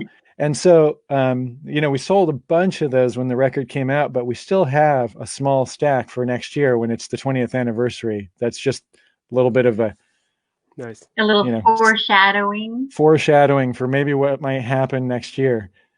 So I'll have to check the books, but I think the CD release party for that might have been in January. I can't remember, but I'll have to double check. So yeah, I know the first record I think was, and I think the second record was. So anyway, he was so cool. And so like for a bunch of kids with their, I mean, I'm going to sound like this self-effacing guy right now, but for a bunch of dumb kids with their shitty record, how cool is that guy, right? Yeah. So anyway, we'll move on a little bit quicker here. We're almost halfway through.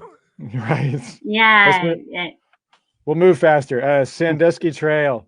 Just real. I'll play a little bit of it, but we have just some quick backstory on that song.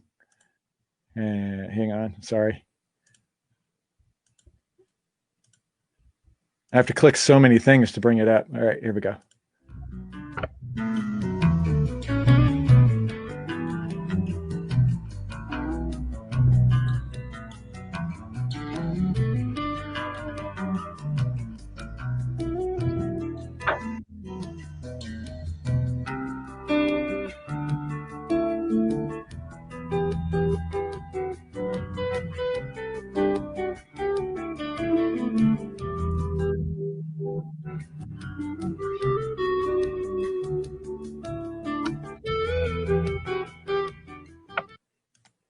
It's like such an easy listening record.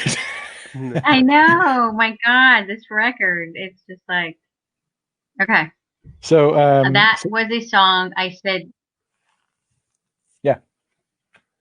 To Travis, I don't have any money to buy my dad a Father's Day present. Can we write a song and let him title it? And that's what that was. And Dad called it Sandusky Trail. That's the song. Awesome. That's the whole story on that song. I was listening. Also, go ahead, Dale. I was listening back to that song today, thinking, it's sonically a little more ear candy on that than a lot of the record. I remember thinking there would be a lot of hand percussion, but miking the hand percussion and some combination of me not being a great hand percussionist and trying to mic it all. We borrowed one of those Roland hand sonics. It's an electronic hand drum, and it made it way easier to get that sort of just droning kind of conga beat. But also, I remember this stuck out when I was listening today as there's a thing that'll happen every album where Jen will just have a vision sonically for something a little past everything else. Everybody's always contributing a lot equally, but there'll always be one thing where Jen will hear a thing and we all trust her. And the outro sections of this, I totally remember you going, I just feel like it needs a little more, and us goofing around with sounds. And at a certain point, I realized you heard something and I didn't. And all those percussion sounds at the end, in my memory, are just 100% your vision. For a while, I couldn't even remember if I played it or not. I was like, did Jen just do this? But it was so your vision sonically that that's one of my earliest memories of you just having a vision, and none of us are following you, but we believe you. And so that has a little more ear candy than the rest of the album, just a little bit. It's I was going to say that's one of the songs that Jen and I, when we would do duo shows, and still, like, if we ever get thrown into that, which is rare now, but every once in a great while, that's a song that they always worked well as a duo, because you can kind of just do it with, you can have a mechanical shaker or something and still play the song and it still works, because we're doing so much on it, as far as it's such a mellow tune, and then there's all kinds of tapping and stuff like that kind of fill the space. So that's one of those that's a good campfire song.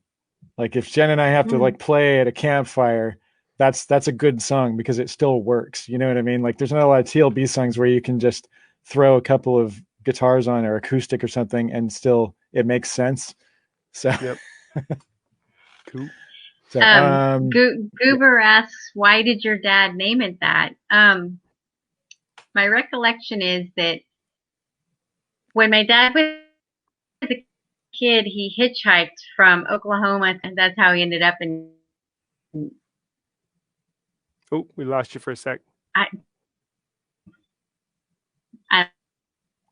don't really know the whole story. Are you there? I think she was saying that's how he ended up in California. He was hitchhiking from Oklahoma. Oh, okay. And gotcha. There was something called the Sandusky Trail somewhere. Yep, we got you now. Hello, say something. Yeah. Okay. Yeah, Trev interpreted the story. Hello. Yeah, we got you. Yeah, back. I don't want to tell the whole story. Anyway, somehow Sandusky Trail is involved in a hitchhiking thing. That's the gist. That sounds dark. Yeah. Actually, Jen's dad, much like the movie Stand By Me, Jen's dad was a hopeful young teen hitchhiking with a knapsack on his back, and he went by the Sandusky Trail and always liked that name or something along those lines. So it wasn't exactly yes. It wasn't like a dark hitchhiker story. No. There weren't like amputations involved or anything. Okay. Right. Halloween is coming though. Frantic Manic. Yeah, we'll take a quick look at that, but there's not a lot to tell about that, but I'll.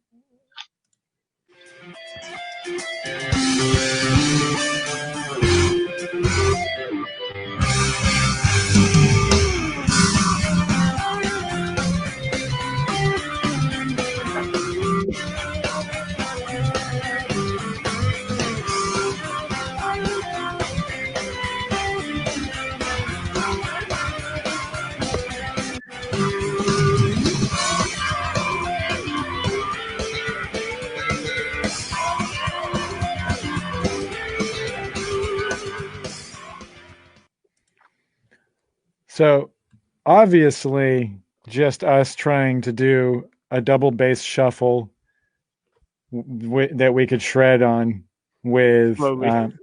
I mean it's it's totally like a Satch Boogie / Hot for Teacher / whatever, Eric Johnson, Zap, that kind of thing. It was just there was not any huge emotional content behind that song. It was just an excuse to write something that would be fun to play on stage. But I do remember the intro to that on the record has this weird flangy, whirly kind of sound, which is a patch on a little really crappy multi-effects pedal that I have for basically like a practice pedal called I think it's the Zoom 505. I think that's the number, but it's a Zoom pedal. And it's one of those little pedals that has like a drum machine built in and a bunch of presets. And it sounds like just absolute, dog crap. But that patch was interesting and weird enough. And the transistorized bad modeling on the pedal made sense so the intro to that is that, and then I would crossfade it into actual guitar. And for the live shows, we sampled it, and Dale would trigger it, and I would play over it and fade up my real guitar with a volume pedal, because I didn't want to have one more big thing in my rack so that I could play this one sound for 13 seconds. So that's technically, on a technical level, what I remember about that song. Yep. That about sums up Frantic Manic. I think your brother named that song. Yeah. Next. Okay,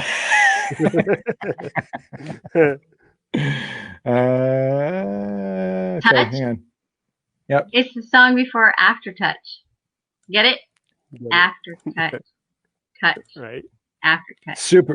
Super creative back in those days. This is a good format. We were so on top of these things. Right.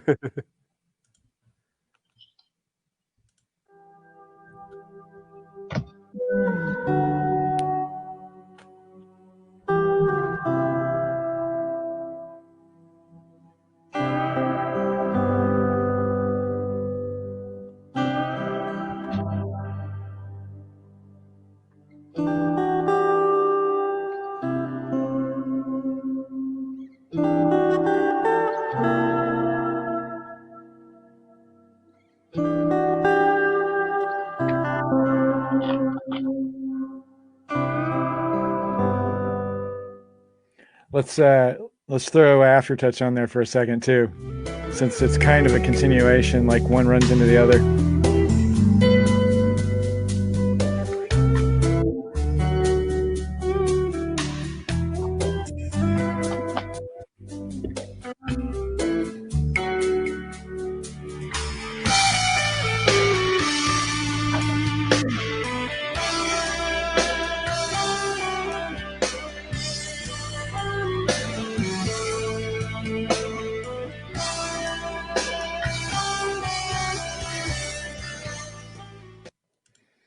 So let me read what Glenn says. He says, I'll mention Touch has a Pat Metheny vibe. Aftertouch is another of my favorites from the album.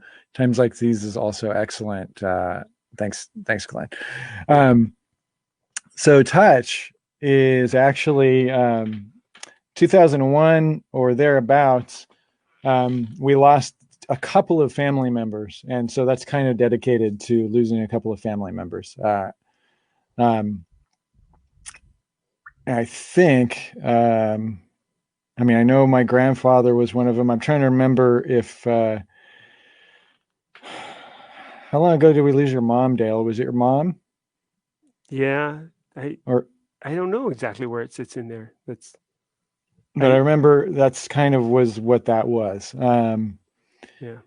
But I also couldn't remember if it was one of Jen's grandparents that we lost. It's 20 years ago now. So, and right. It's not like I listen to this record every day for people that are going, how can you not remember that? But, right. But I do remember, my grandfather was part of that. Yeah, I think my grandparents were 95 and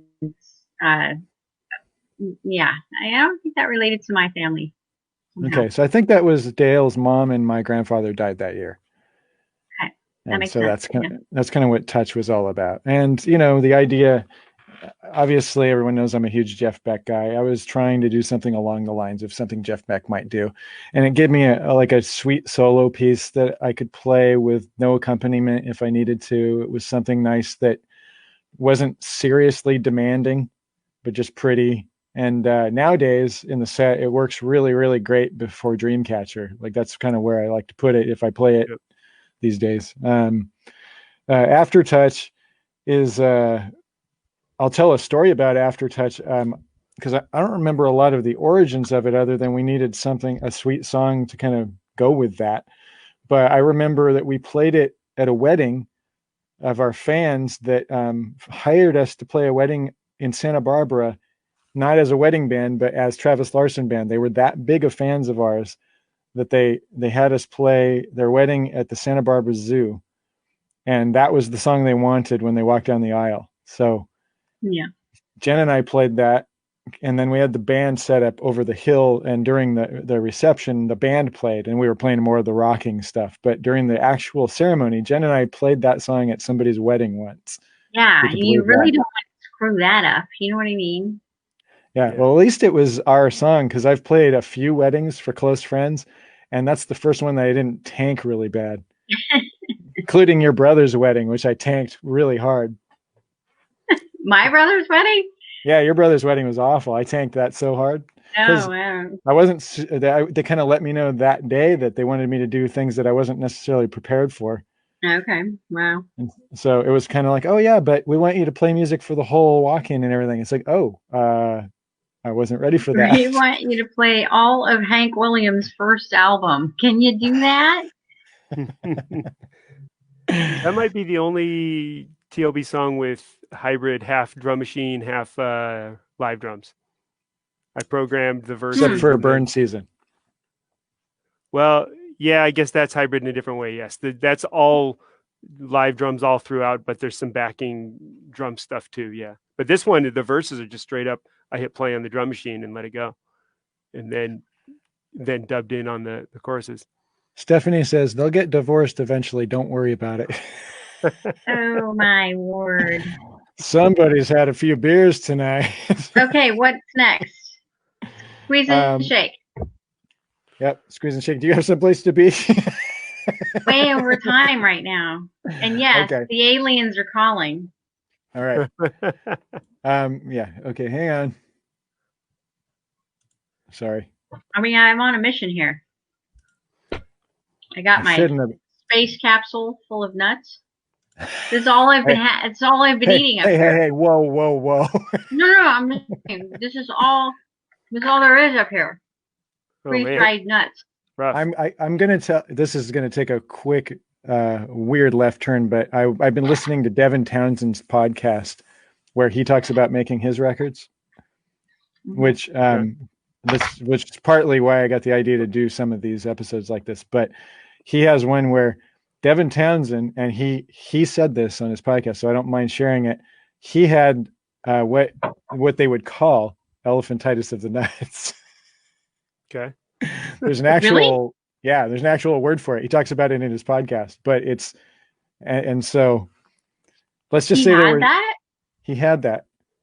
Was it a secondary thing, or it was just its own thing that there was no? It's not really elephantitis. It's like a blood flow issue. There's like some. Okay. It's like a painful. It's like it's a whole different thing. But it's not that's like what testicular cancer or anything. It could have to do with that, but it's not. Anyway, the point is, I don't know what the point of that is. The point of it's a fun phrase. Yeah, so the point is that there was much texting around today of the clip from the Breakfast Club where he says, "Hey, want to see a guy with elephantitis of the nuts?" Because Devin Townsend was talking about this. Gotcha. Anyway, I digress. Sorry, people. A little too personal. Greg says hard to dog with. Yeah, exactly. All right. Totally. Frantic Man, or what was it? Squeeze and Shake. Sorry. Speaking about.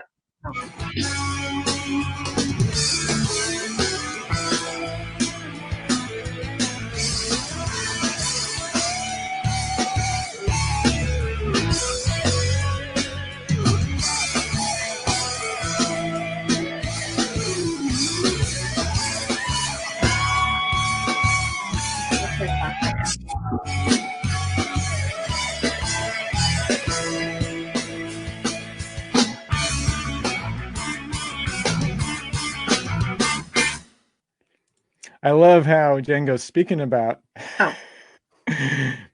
Squeeze and Shake is the name of that track. That's the joke, right, Jen? Okay. Yeah. So Squeeze and Shake, like one of my early forays into trying to do something that's like sounds kind of in a Steve Morris vein.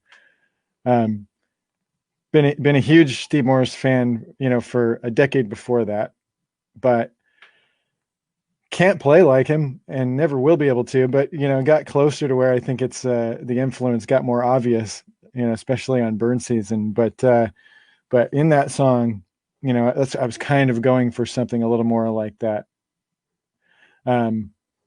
Other things about that song, Jen, the title.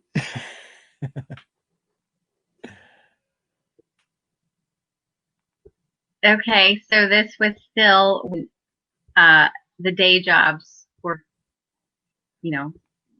Travis had a day job at the video store, and on the video box container, it said squeeze and shake. You opened it like this and shook the videotape out of the bottom of it. So squeeze and shake. Yeah, it wasn't one of the How you release clamshells. the video, right? Yeah, it was one of those, for people that remember, it was just like a clear plastic box and the bottom's open. You go like this and go. Yeah. And by the way, so Jen was as familiar with this as I was, but she had just recently started the job at Oddworld in these days. But she actually got me the job at the video store going back years before that. So we were clerks together long before she worked for the big video game company. Yeah, long before we were the movie Clerks long before the movie Clerks, and long before I had the corporate day job. Yeah. Stephanie says she remembers those boxes. Oh, by the way, James Tejada says R.I.P. Warren Oates. Oh, that's right. So the intro, yeah, wow, yeah, the intro, which you didn't hear on the clip, the intro to Squeeze and Shake is Warren Oates in the movie Stripes saying, "Maybe you'd like to take a swing at me." That's the beginning of the song. So whenever you hear that on the record, it's Warren Oates. That's who it is. Only TLB song in 2316. Is that right? In the verses, anyway. 2316. Yeah, that's a cool way of saying it would have been 6/4, except we shaved off 1/16th note and had that weird hitch in it. Dun dun dun dun dun dun dun dun dun. So 2316. Is there nice? 2316 is an actual time signature. There's not a way of shaving that down to like a. No, I guess not. Okay. That's the whole reason. That's why you had to. It's that least common denominator thing. You have to explode it up until you can count the 16 notes. Because it's 16 cents, right? Wow. 2416. Neato. Yeah. We could have totally come up with a way better title had we known it was in 2316. Right. I think Squeeze and Shake is a great title for that song. Yeah. So how did we decide to put the Sergeant Hulka sound clip? Was there some sort of relationship there to the song? I think it's just because the song hits so hard right in the beginning. Like it just comes out of the gates, like you don't hear a count off or anything, and it's just this 2316 weird kind of heavy riff. It's like it's just like out of nowhere. So I think we just thought that's kind of like a cool, like, we in those days, we were just starting to experiment with, we were just learning how to even do a show, and we were experimenting with how to make an instrumental show interesting and starting to play with sound bites, because we had the Akai SO1 samplers that held 10 seconds of sampling time for the entire device on a floppy disk, and the device is 2 seconds. Really? Not 10. Wow. Oh yeah, not 10. No way was it 10. Yeah. I mean, sure? Yeah, I'm pretty damn sure it was 2 seconds. Wow. Well, because the end of Sandusky Trail, that sort of degenerates until you hear just open mics in the control room, and we never edited that out. And then it ends with a Inigo Montoya from Princess Bride. Going, I do not suppose you could have speeded things up. Mm-hmm. Right.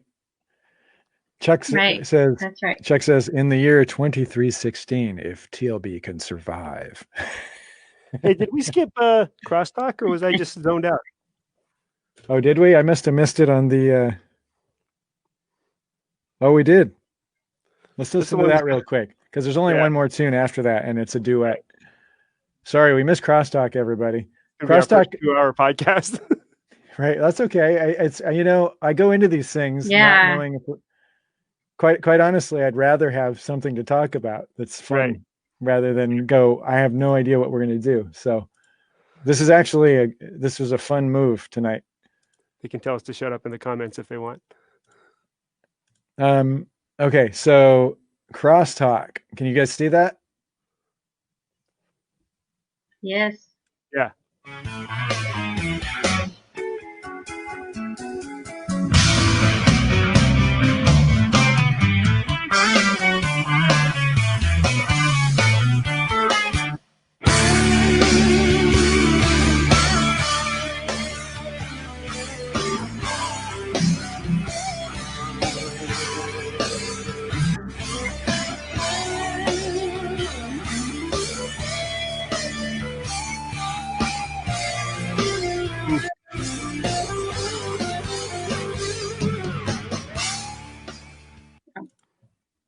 Man, again, these songs sound so slow to me. The whole thing sounds so sluggish to me. It's like there's some good parts in there, but it's so slow. It's like we were working on compositionally being able to do something more complex, trying to get a little closer to, Sam mentions Rush or that Steve Morse band, that kind of thing.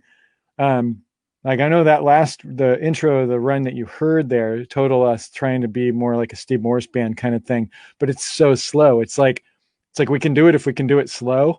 Yeah. Right. There's a lot of that in this record.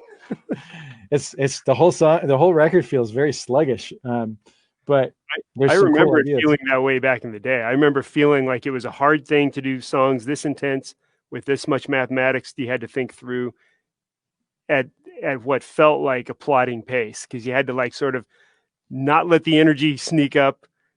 You had to keep the tempos down, but just think so hard. That's what I remember about those days. And I also remember trying to work out the time signatures and just get it all in my head right. And there's the whole middle section of this, and I wasn't familiar with the idea of just through composed sections. There's a lot of that in Dixie Dregs things sometimes. But I was just sitting there trying to figure out where the ones were in this big long middle piece, and I was like, I think it's just like one measure of 173/8. I just ended up with one huge number that I couldn't shave down, and so I just had to memorize the whole section. And as long as I'm 173/8. Well, yeah, whatever. I don't know what it was, but it was just I just ended up counting to the end and went, this is not helping. I don't have to look at this section. I remember this. This is the only song on the first DVD, I think, that Jen plays her old Ibanez wood grain bass on, right? Mm-hmm. Because at the time, I think so, yeah. At the time, they didn't have the bongo yet, and Jen didn't have a 24-fret Music Man, right? Yep. So, and the 24th fret is for that part that you heard, where we come in with that all that high run stuff in the middle. That's the bridge section. And I remember just for it's like for one or two notes, you needed to play that bass on that one song in the DVD. And we had just signed a deal with Music Man, and we were very can we do this? Would it be okay if we played the one song on a bass that, and the bass doesn't sound as good either. I mean, it was the old tone.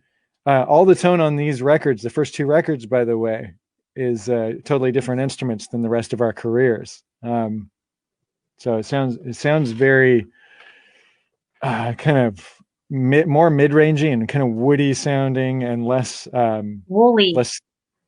It sounds woollier. Yeah.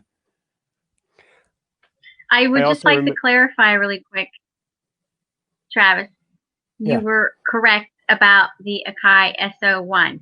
It was a 1 megabyte sampler, expandable up to 2 megabytes with 15 to 30 seconds of sampling time. Huh. So I think when I was like 2, I was thinking of the megabytes, you know. Gotcha. So the big 'cause I remember, 2 megabyte sampler. well, you remember when we used to do, like we did some covers that never got recorded. Like when we used to play the Starsky and Hutch theme, the intro was long. Mm-hmm. Like we had the whole, you know, like zebra 3, come in, please, Right. pat through the cat, Dovi, and all that stuff, you know, blah, blah, blah. But we had a lot of samples that we were starting to incorporate into the show back then, and they were long, some of them, you know. Yeah. So we also, I was talking to a friend about this the other day. Back in those days, we had the Ben Stein introducing the band as if it was Ferris Bueller's Day Off, going, Mm-hmm. Larson, Yes. Larson, Larson. Remember that? Yeah, totally. And that was, I can't get that anymore, by the way. Just real quick, I tried to get into the mini discs, and I think they don't play anymore. I'm not positive if it's the player or the mini discs, but our mini discs might be wiped just from age.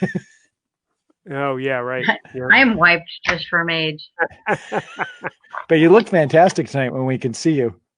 I remember doing a gig in Tahoe where we were trying to play this song, and we had the first Admit Defeat train wreck in our band, where you play music your whole life and you never stop. Even if something goes horribly, the drummer just keeps slamming backbeats and people jump on somewhere. But when this song, the verses are all in 5/8 or 5/4 and not always the same. The choruses are in 6. There's a big through composed sections. They're back to back all the time.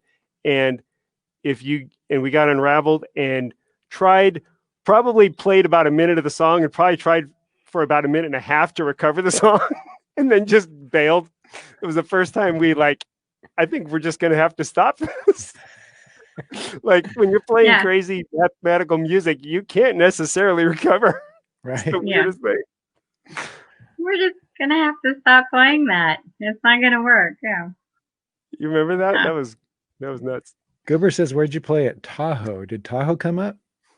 I said that gig was Oh, we were playing at the what was it called? It was the boar, something boar's nest. Was it the boar's nest? Boar's head, hog's head, Hogsmeade. It's gone. It doesn't exist anymore, Goober. Are these places from the Patrick Swayze movie? I think they're from. Oh, that's the Double Deuce. Never mind. I thought it was Dukes of Hazzard. Whatever. Yeah. But it was like the hogs something or the boars something, but it was like a hole. It was a shack. It was a Harry Potter place. What? The Hogsmeade boar's head. Okay, last song. Jen's going, thank goodness. Gotta go. Yeah, she's got things to do in parts unknown. Yeah. All right, this is Jen and my duet. This is the second duet on the second album. Second duet that we recorded ever. Excuse me.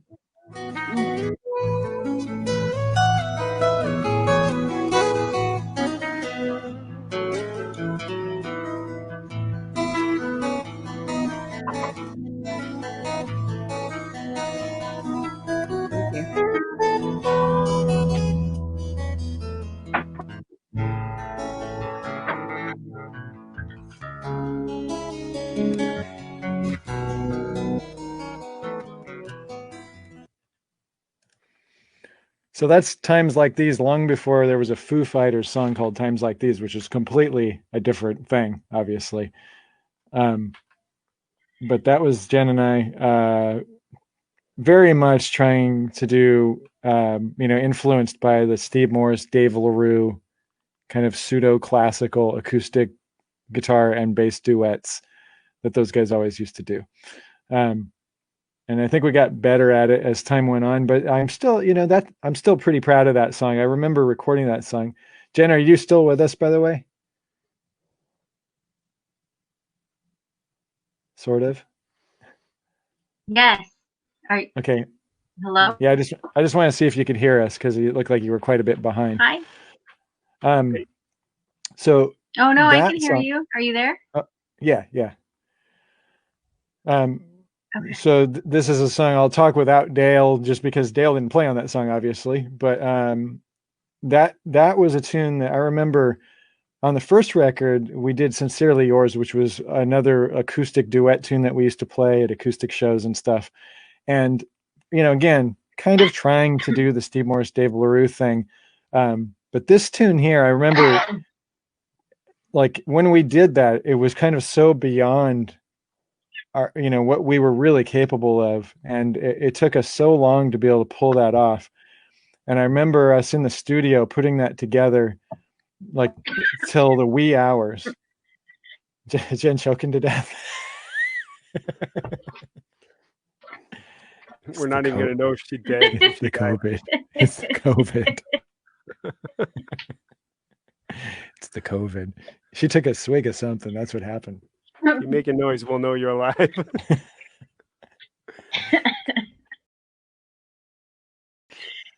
Dude, I was eating these peanuts and I sucked one down wrong.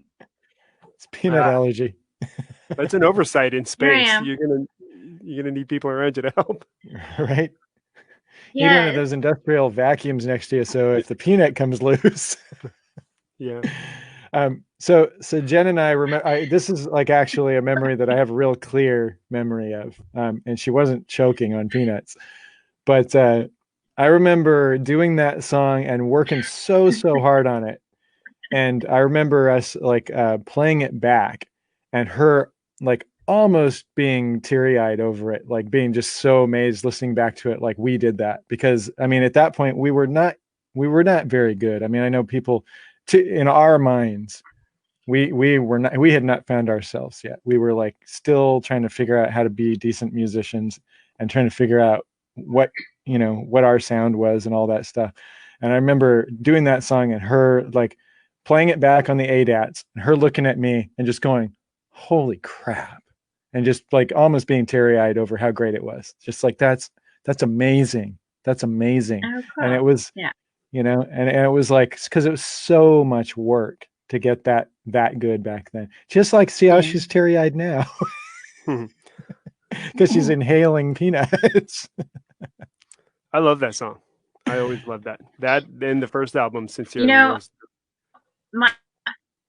I love that song too. And I'm sorry, my freezing up. Yeah, you're just coming through little bits. Say something. Hi. Hello. I can hear you, but you're frozen. Okay, so you can hear me? Yes. or we could. Maybe we can't. Yeah. The whole world is waiting. What's Jen gonna say from space? Can you hear me? Yes. I could hear that. Yes. Yeah. Go for it. Okay. Hello. She misinterpreted. Go for it.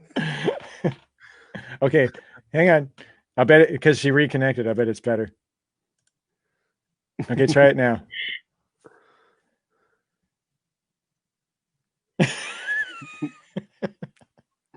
Oh man.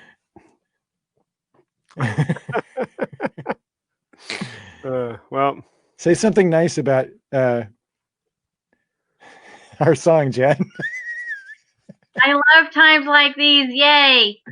Okay, you're working. Say what you want to say. I just wanted to say that I remember playing that with you on the Rock Live DVD and how it went really well. And then you went to like shake my hand and I didn't get it. Remember that? Yeah. Yeah. Yeah, if you watch that really closely, and it's kind of cut around, but for those of you that have the Rock Live DVD, which is the 2009, yeah, something like that. Something like that. It's the second DVD. It's the big double blue cover packaging DVD. Yeah, it does this. No, that's something else. Sorry. So if you watch that DVD, we finished that acoustic song, and that was probably the one we were the most frightened of, just because it's like completely bare. It's hard. There's no Dale. It's really hard to play without a drummer and play, complicated stuff that's subtle. It's all about the subtle stuff, because when you're trying to play subtly, your mistakes are always something where your finger slips and you go bonk and you ruin it. It's never like I played a bad note. It's like, it's always something really just in your face. Whereas if you're playing full on a rock out tune with the full band, you can make little mistakes and stuff here and they go by like that. When you're playing an acoustic tune and you slip and do something wrong, it's very obvious. So we were sweating bullets over that. And we're walking out on this huge stage. We're videotaping with 9 cameras. It's going to be a live album, a live DVD. And we got through it. And I turned to her to shake her hand, and she turned around and walked away. Like, it was totally like, if you remember the David Letterman thing with GE back in the 80s, where he goes to shake the GE guy's hand and the guy pulls his hand away. And then they used that as the show closing for the rest of the David Letterman show for the whole, history of his show. It was like that, one of those moments, but it's pretty funny. We kind of cut around it on the DVD, so it's not as obvious, but if you look for it, you'll see it. I didn't know that's what I thought you were doing. Like. Yeah, I was going Jennifer Young. Everybody. Jennifer Young. She thought I was doing that. Like enjoy the majesty of Jennifer Young. Like a queen thing, like hello. Yeah. Instead of like grabbing her hand and going, "We did it. We just got through that song." She thought I was going, "Wow, magnificent, Jennifer Young, amazing." All right, you guys.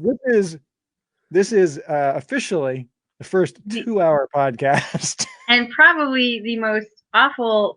Oh my God! Okay, we gotta go. I have an October joke. Yes. Okay. Please. What sound does a witch's car make? Whee! Does he win?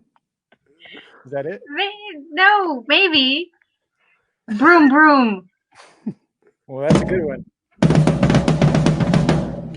All right. Hey, everybody.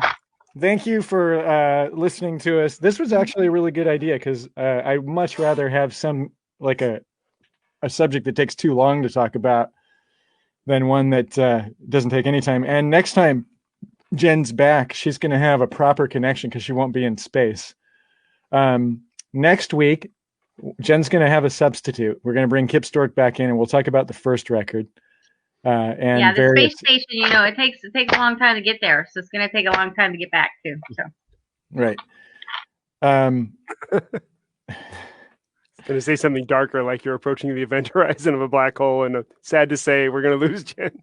I do want to mention that we do have the Webcast swag page with the t-shirts for Outside the Inn, the webcast that you're watching now, and some new stickers and stuff. And I've been getting some cool pictures of people sticking the new stickers on their laptops and stuff like that. I need to get one myself. You can get them. You can get all different sizes. I'm kind of excited about getting like a big 6-inch one and sticking it like on a road case or something, if there was a road to have a case for. It would be cool. But so in the description of this webcast, it says I think webcast swag or something like that. So check that out. What's the store called, Jen? It's called the Artist Shop, I think. The Artist Shop, yes, it's threadless.com. Yeah, so that's in the description of this. Also, all the other Support Travis Larson Band pages, downloads, swag. There's Gino. Hey, Gino. Hey, Gino. Hey, Stephanie. Hey, Vincent. Hey, everybody. Tommy says he's wearing the shirt tonight. What? Tommy Quirk says he's wearing the shirt tonight. Nice. I'm looking forward to we might expand the variety as we go of the shirts, and I want one of those cool zip-up hoodies. That's what I want. Anyway, So thank you everybody for supporting. We'll be continuing to talk about these albums in detail in and out of other shows when we have other things to talk about. But next week we'll have Kip on, and we'll probably talk quite a bit again about maybe building the studio in more detail and recording the first album, because that's all he has a memory of. The rest to Kip is all a blur, you know. But he's the only guy that could be like a surrogate fill-in for Jen, because he's been there all the time. So thanks Thank you, for listening. everybody. And let's see if we could play Yay. 934 again. I think I made it clear that this tom should be on the left, so it's awkward. Okay. Right.